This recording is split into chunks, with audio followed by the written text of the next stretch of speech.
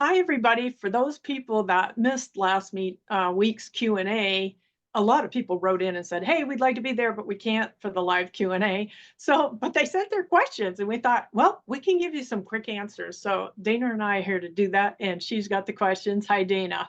Hey, so today I have all these questions about dressage whips and those tools in Western dressage. So the first question that was written in is, can I use a bat in Western dressage? So I'm assuming like a jumping bat, like a shorter kind of like crop. Yes. And it's funny because people are kind of like, well, is a bat a whip? And it is. It's technically considered a whip. So our requirement in Western dressage is that you can use a whip that looks like a dressage whip, or you can use a bat or what people call a crop, as long as it's 47.2 inches or shorter. So that's the longest it can be, including the flapper or the lash from the very end to the very end of it. And technically, a bat is just a shorter whip. Crops are too. They're generally a tiny little bit stiffer, and they have a little leather flapper on the end of them that it kind of goes tap, makes a little noise. One thing we talk about a lot is actually, if you watch people really ride a lot in Western dressage, they're pressing the whip. We don't really a lot most of us aren't hitting the horse. In fact, I can't remember the last time I hit the horse. I just turn my wrist and the whip moves a little bit and she goes, "Oh, it's moving." Woo. Or, "Oh, I should move over from her leg," like I wasn't paying attention to her leg and I go like this with my wrist and the whip just moves and she's like, "Okay." Woo.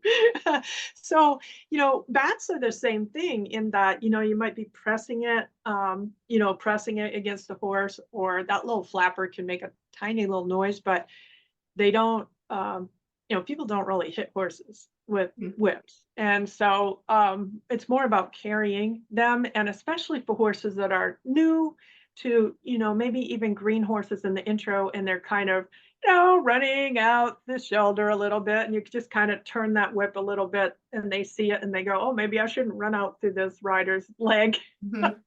Or the gate's open, I would like to kind of go out through the gate because we didn't get it, we weren't closing it in competition. So not so much about touching them with it, but more about pressing it and Okay, carrying so it. like a So guide. Yeah, just more an of a extra guide, more of a guide. Yes, guide. Yeah. absolutely.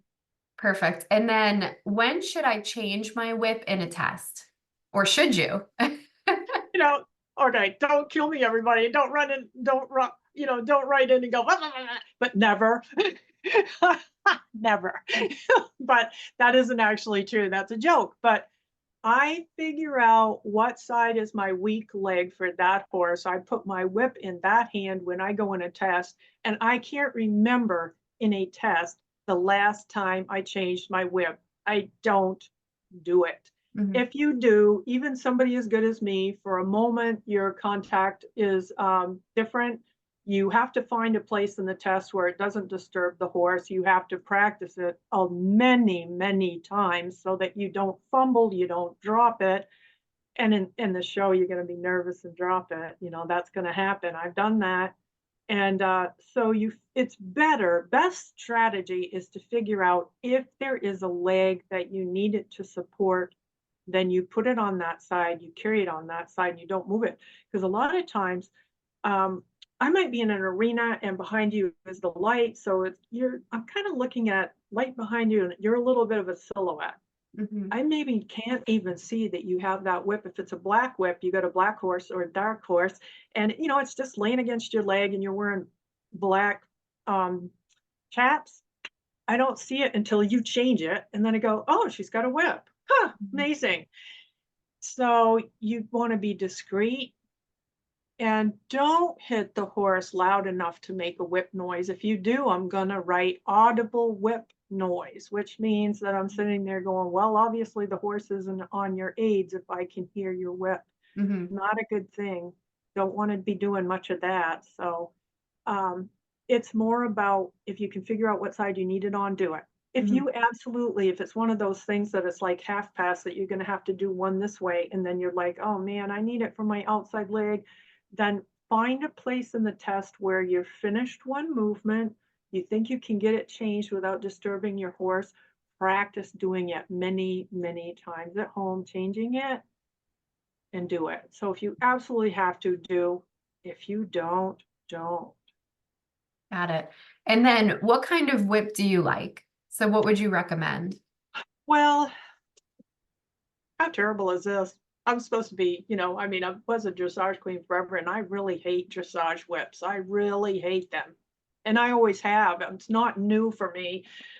Show whips are very thin, Mhm. and the fiberglass is very thin. And when you hit a horse with those, they sting. And I have disliked those forever. So when I did show a lot in the 80s and 90s, I had this it was called a Wonder Whip, which they don't make them anymore, but it was kind of this really flexible whip with kind of a large handle. It was legal, but I was always pressing. The whip was flexible enough that when I pressed it across my thigh, it would bend and I could touch the horse with it by just pressing it. And Mhm. I love those. You can't even buy them anymore. Nowadays, when I do have to buy one, and of course I keep the whips that I like and I've had them forever, because I can't always buy what I want, but I'm looking for kind of a soft, more flexible whip, kind of that it's when I touch a horse with it, I want it to be kind of percussive. I don't want it to sting them, Mhm. and I'm more interested in laying it on them. I'm always telling my students, can you get the whip back there and, tickle them with the lash, Mhm. is a thing. So I'm looking for whips that are a little bit more Flexible. flexible. And Yep. I've always carried like, at one point, I was schooling an 18-hand horse that was headed for Grand Prix, and he did become a Grand Prix horse. But before he got up to FEI, you were allowed to use a whip, and he wasn't great on spurs. He was super sensitive. And I would carry a whip. And honestly, that was an 18-hand horse. And I carried a whip that was 20 inches, which is really short. It's a crop. Yeah. And people would be like, why aren't you carrying a regular dressage whip? And I'm like, believe me, this thing was hot enough. It was just on one side that I needed a little help with the half pass. And literally, I would just turn my wrist and he would see the end of that whip just move a little and he'd be like Mhm. going. And that's, you really, if you absolutely have to do this is what you're looking for. It'd be Mhm. cool. So if I compete with a whip, will I be marked down? And then do you notice people's whips? Which I think we answered that one because you said not really unless you're switching it around in your test. Well, yes, and let's go to that for just a second, though, Yeah. to finish up. Weird whips, bizarre colors. Okay. If you have a whip that it's like a black show whip, but then I've seen them with white lashes, crazy stuff. I had somebody in a ring lately with a red whip, and a gray horse. It's not illegal for the whip to be red, But it's but noticeable. it's just, oh, you know. So um, traditional, smaller if it's possible. Don't move them around. Don't change them much. Don't bring them to my attention. No weird stuff. No strange Mhm. colors. I don't want to see any, diamantine weird stuff on it. No, no strange stuff. You want it to be as inconspicuous as possible. Got So it. that's the part. And what was that other question in Yeah. there? So if I compete with a whip, will I be marked down? No, Okay. except for if somehow the judge feels that you use it too much. Okay, Okay. so you could like, no, I don't really even notice if you have it, especially if you're discreet and you're just carrying it and I never see you use it. I may or may not even really, it's just like it's part of your equipment. It is legal. I don't care that you have it. Hmm. What I do care about though is how you use it. Hmm. So if we see that you're using it a lot, if I can hear you, especially a dressage whip that's real skinny and you go whack, And you and can I'm hear gonna that. think, yes, you can hear it. And I'm like, whoa, don't do that. Hmm. PETA's looking now. And we're all very cognizant of being really good horsemen, not just because somebody's looking, but because we care. So we're thinking that this isn't harmonious Hmm. and that we want you to have better, more correct leg aids and have the horse more on the aids. And so it's okay if you carry a whip, but I want it to be discreet. I want to see real subtle aids, if any, with it. So you're not marked down for having it, but you're marked down if we don't feel like it's subtle and appropriate the way that you use it. Yeah, not harmonious. Yes, yes. Perfect. Well, that answers all of those questions. Thank you so much. That was fun. Great questions, folks. I'm glad you wrote in. Take Yeah, care. thanks for sending them. Bye-bye. Bye.